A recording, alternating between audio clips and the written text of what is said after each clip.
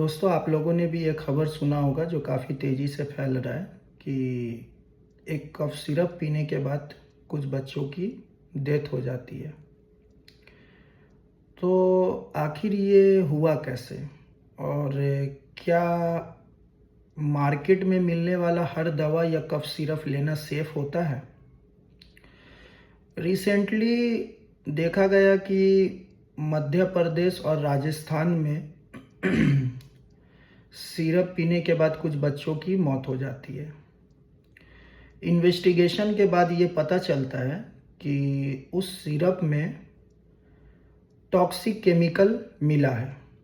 और ये कैसा टॉक्सिक केमिकल है जो मेनली इंडस्ट्रियल यूज़ के लिए होता है। डाइथिलीन ग्लाइकोल और इथिलीन ग्लाइकोल। तो इसका क्या असर पड़ता है बॉडी में? इससे होता ये है कि किडनी फेलियर होने का चांसेस बहुत ज़्यादा होता है। ये केमिकल जो होता है वो किडनी पे बहुत असर करता है, जिससे क्या होता है कि किडनी फेलियर होने का चांसेस बहुत ज़्यादा होता है। तो बीइंग अ डॉक्टर, मैं आप लोगों को बस एक यही मशवरा देना चाहूँगा कि छोटी मोटी खांसी के लिए कोई सिरप या दवा लेने की कोई ज़रूरत नहीं है। देखा गया है कि 90% केसेस में जो खांसी होती है वो खुद से ही ठीक हो जाती है, क्योंकि वो ज़्यादातर वायरल होती है। और अगर इसके बाद भी खांसी ठीक ना हो तो आप इधर उधर से कोई दवा ना लें, आप डॉक्टर से कंसल्ट करें।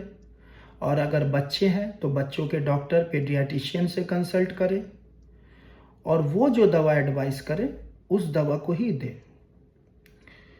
कोशिश करें कि अनब्रांडेड दवा को अवॉइड करें। जब दवा ले तो बैच नंबर, एक्सपायरी डेट ज़रूर चेक कर ले।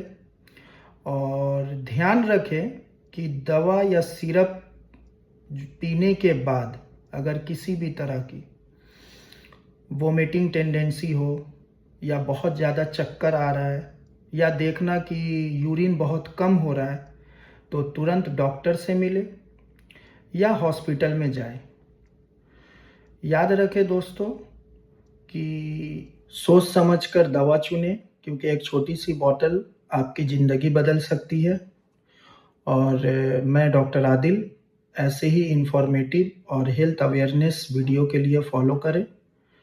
और आपको क्या लगता है कि WHO को स्ट्रिक्ट से स्ट्रिक्ट एक्शन लेना चाहिए?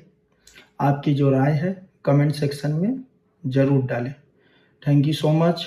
Stay safe, stay alert.